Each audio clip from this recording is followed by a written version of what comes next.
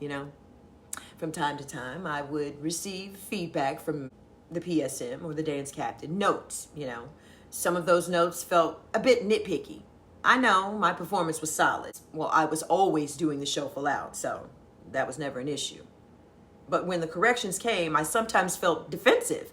I vividly remember one moment during a rehearsal when I asked her why I seemed to be the only one getting so much feedback, while others navigated rehearsals without a hitch or without a note. I see people in the show messing up all the time.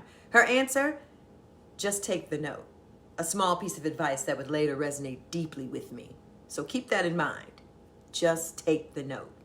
One of the highlights during my time in the show was when I got to perform the song Memory at a hospital event. The lady playing Grisabella, Lonnie Ackerman, shout out to Lonnie Ackerman, she was wonderful, couldn't make it. And apparently neither could anyone else. So I got the chance to step in and sing. Singing that iconic track at just 19 was monumental for me. At that time, I considered myself more of a dancer than anything else, and dancing was my passion. This experience completely opened a new door for me. I realized, hey, you know what? Maybe I could be a lead on Broadway too, okay? I could sing. I began to set my sights a little bit higher, aspiring to take on roles like Grisabella, Bomb Ballerina, and even Demeter. Though my dreams of doing those two roles never quite came to fruition. A bit of a bummer for sure. Anyway, fast forward about 10 months into my journey with the production, I decided it was time for a break.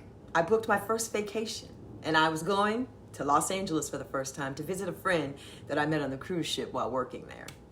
This trip was to be marked to be the first real adventure in California as an adult, which was thrilling. Before I left, though, the PSM gave me a somewhat strange reminder. Make sure you're back when you say you're going to be back. Excuse me? It struck me as odd, but I understood she meant well, I think.